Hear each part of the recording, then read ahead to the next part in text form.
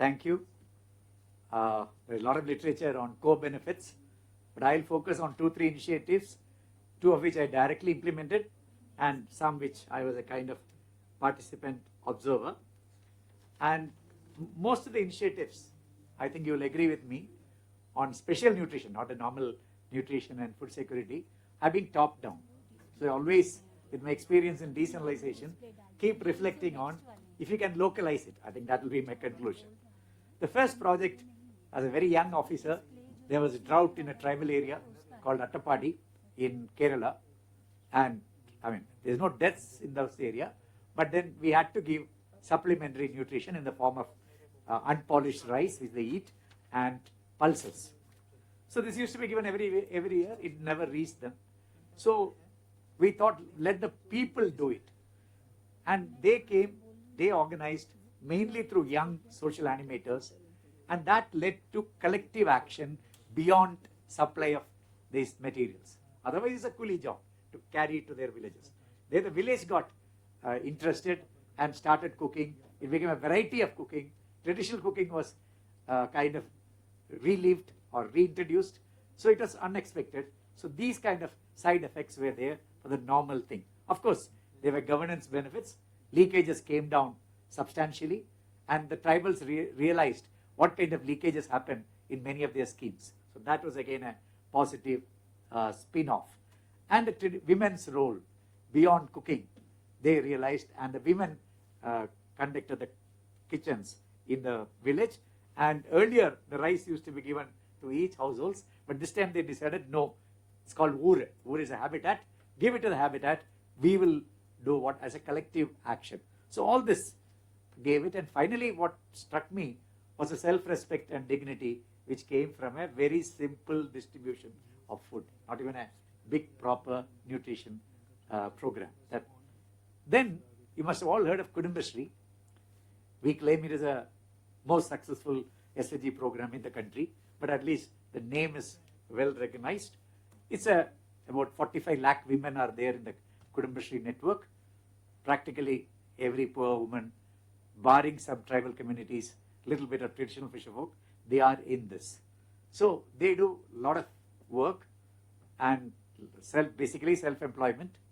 But then I think it was in 2006, the Supreme Court said for take-home ration, which we give to 0 to 3, it should be, the SHG should be used. Just a very vague mention, is not an order of the Supreme Court. So we seized this opportunity and said, nutrition for 0 to 3 is probably more important than anything else. We said we will try to give through the SHG women. So again, it's a normal nutrition program, but when you use SHG women, how it spreads. The quality, because almost all the users were the children of these women. So it's like personal cooking. And then high end. If you go to even now if you go, it's now almost 15 years, 20 years, 18 years. If you go to those manufacturing things, it look like McDonald's in spick and span, all those steely things where these women produce this collective thing. And that is also women empowerment financially.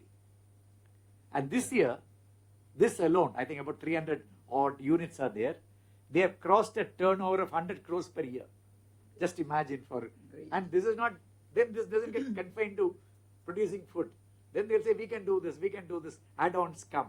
And a lot of add-ons have come locally in different parts of the country. And then, I think I should mention that there's a famous biscuit maker, I will not mention his name, who got this thing in all the southern states, probably in the northern states also. He still continues, I understand. We were able to eliminate that. So the power of the people to eliminate a very, very powerful middleman who sells basically some powder as biscuit, as nutrient things. Then this becomes a social enterprise model. Beyond the earlier model, it's a real social enterprise model where profit comes, where there is a balance. And now, learning from this, Kudumbashree does very good kitchen, not beyond community kitchens, they run small hotels. And the Bihar livelihood mission has kind of learned a lot of lessons. They adapted to Bihar, they call it Didi Ki Rasoi or something. So that's being done. So this spread effect from a very simple nutrition effect into larger women's economic empowerment, and obviously social empowerment. But a very important point is, in Kerala, the SHGs work with the panchayats, not outside the panchayat raj system, but not under the panchayats. So this partnership between the political thing, the panchayats and the SHGs as equals. So I put it a little romantically, calling it social democracy by the SHGs and political democracy by the panchayats. And Ambedkar said, without the two coming together, nothing will work. But it has actually come together. Fortunately, Government of India has now accepted it as a policy and advised all states to structure a relationship of equals between the panchayats and the SHG. So the role of the local government, not only in this, in whole nutrition, it's not there in the directly there in our Panchayat Raj Acts. It's something which is thrown up by all this. Then this also, Nutrimix, gives a lot of community understanding of what nutrition for adolescents, children, and that makes them adapt. So these are the spin-off effects of a simple nutrition program. Then when I was in Delhi, and Vijayanand sir was also secretary, in Andhra, undivided Andhra Pradesh, they held a very small program run by the SHGs for pregnant women.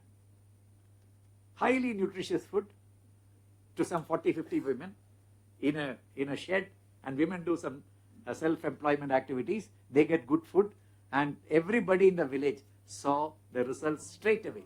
The birth weight of the children, and later the hemoglobin. Before that, the hemoglobin of the women. And that was a exercise in extension. Not this 30-40 women benefited, but everybody in the village, and then from another village, understood this important, how community can understand nutrition, and it again is a kind of a social enterprises.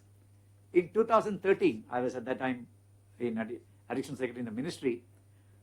There were a lot of infant deaths in Attapadi, again the same tribal area where I worked more than 37 years back. Then it became a national shame. About 40 children died in 3-4 months. It became an international news. All the activists were up in arms. Probably some of you would have also interacted at the time. So the PM sent a delegation, and it became a big kind of thing. So we had a comprehensive nutrition program, including for acute malnourishment, normal kind of thing, and community kitchens. So such a thing brought total convergence, developmental convergence. Beyond this, ICDS was redefined practically, not by an order. It got redefined itself. Then use of technology locally to monitor weight, to monitor the performance, and then beyond the period of distress, now it's almost more than 10 years, many of the things are surviving, and even the primary health center services improved. The pull effect of that. And then most importantly, the realization of tribal rights and self-respect. I was there when the Chief Minister of Kerala, along with his entire cabinet almost, came and talked to the tribals. So one of the party people of the CM told them, no, it's very difficult for the people to cook. Let's give them cooked food. And the CM seemed to agree and said, we should give them cooked food. I was very surprised. Some 8 or 10 tribal youth got up and said, don't insult us. We have our culture. We know how to cook our food. Just give us the raw materials. That in front of the CM. So I was very surprised. So these kind of things have a lot of interesting spin-off effects, which we may not like, but it is there. And of course, they learned it. And my last example is now one of the big successes. I think probably it was discussed in other thing. The APCNF, Andhra Pradesh community-based natural farming. It's a large experiment. I think more than 7 lakh farmers. But that shows us a lot of talk of a national mission coming up, a nutrition-based approach to agriculture. Of course, it has income, everything, but the focus is on a nutrition-based approach to agriculture, which of course, biodiversity, ecological improvement. Of course, food means buying and selling. That is also there. And I observed it. I went there thrice. More is observation, and I've read a lot of literature on that. Increased dietary diversity. Then the farmer well-being. Farmers, when I went to ask them, nobody spoke about the income. They said, we are going to the hospital less. So these kind of anecdotal, but fairly wide. And then the relationship between gender and food security. And more the gender and nutrition security comes up there, the confidence of women. Local enterprises are very much there. And there was a recent study which shows that early childhood development is improving, especially cognitive thing. Very, very preliminary evidence, but that is very, very significant, however preliminary. But most dramatic thing I saw was resilience. There was a cyclone last year, and one part of the village had natural farming, the other part had traditional kind of agriculture. There was big difference in the way it impacted them. Then of course, it has brought a lot of environmental benefits and all that, water savings, biodiversity, and they use a very beautiful term, many of you would understand it better than me, they call it soil biology. We spend a lot of time on soil physics and soil chemistry, now let us do a little bit on soil biology. And they use a word and the ordinary people seem to understand. And something which Robert Chambers directly taught me, the importance of sanitation for nutrition, not for reduced incidence of diseases. So he says this thing, your villi, will affect your villi in their absorption of nutrition, matter may be knowing better. That is again seen there. So you can see how a small nutrition thing just spreads and spreads and goes with a lot of spin-off, even improving education and healthy behavior. And a lot of policy lessons are there, how women can do the extension, the confidence to women. They don't have agricultural officers doing it. Basically, the community, there's a word called community resource persons from the SSG network who are doing all this extension, and there is a lot of group action. Then a lament, I've been giving you some success stories. Look at the potential of NFSA. I had implemented NREGA as a senior civil servant from the day it was started for 10 years. 4 years in Delhi, 3.5 years in Delhi, and rest in Kerala. NREGA has achieved many of, not fully, substantially is implemented. But NFSA is not implemented substantially. NFSA is not giving food. NFSA is basically for nutrition. Nutrition for the marginalized sections, the women, and more nutrition for the child, which is malnourished. I don't know, we have exploited that very, very fully. And the life cycle approach, we just see it as a PDS. That is not there. And specified targeting. And something which is a huge potential, I think you would have all, you are better judges of that. If we can resort to local procurement, could be millets or even local food, it will be double advantage to the tribals. You manufacture food, government buys it and gives it back to you at a subsidized rate. That is huge implications, but we didn't much use it. So a lot of lessons from MGNRGS, and the Gram Panchayat SSG potential in strengthening NFSA is not very used. So let me conclude with some challenges which I find in literature and my observation. One, the cultural issues in making them understand. It's not just tradition versus modern, tradition converting to modernity. What is it? Is something which, and then the basic understanding of nutrition. Then income versus nutrition. Do I sell my surplus produce or feed my child? It's a big problem for the poorer thing. Then the producer-consumer balance, which we realized when we set up the community things for the tribals. Should the women get income or should the children get subsidized food? It's not an easy thing to do. Then micro-targeting is very, very difficult. Today I read in, I think in one of the papers, that 2.5% of India's population don't have 2 meals. So, and a big number, 2.5% of India is a big number. So we may say poverty is not there, but it is still there. Another very important thing is the worker well-being. We all talk of agriculture, but very little we talk of the worker well-being, including nutrition. So these are the kind of things. The last, let me conclude with this. Can we plan locally? We have 2 huge institutions, 2.5 lakh plus Gram Panchayats with 3 million plus representatives, out of which 1.4 million are women. Huge potential. They have a constitutional role. On the other side, we have nearly 1 crore SSGs in India, drawing about 80 lakh crore rupees as their bank loans. So can we position them? 2 institutions and resources, MGNRGS, Finance Commission grants, and NFSA. If you can position them and two processes. One, the GPDP, Gram Panchayat Development Plan. And another interesting social process is the VPRP, which every SHG is supposed to prepare. It used to be called Village Poverty Reduction Plan. Now, since we don't have poverty, we call it Village Prosperity and Resilience Plan. Whatever it is, let's forget the acronyms, but huge potential if we can bring it. Many of you work in the civil society space, and we had structured a scheme called CFT.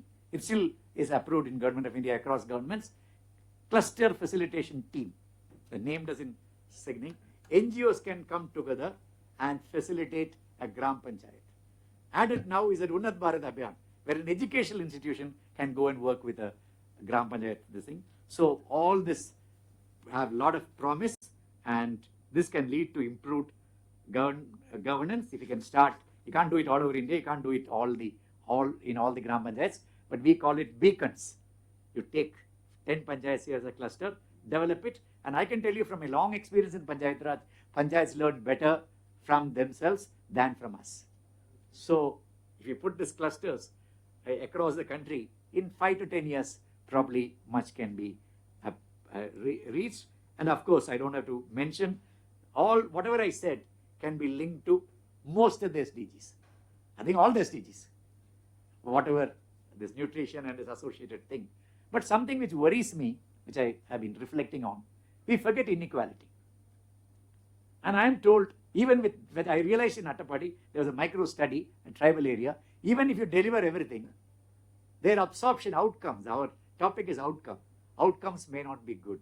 So one questioning is, does inequality affect outcomes even when you give the same thing? It's a big question.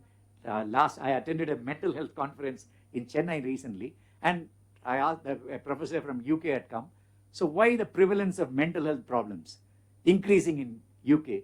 He gave a very straight answer without reflection: increased inequality. So how inequality affects many of these things, I don't know how much evidence is there, but I have a fear it does affect. Thanks for giving this opportunity.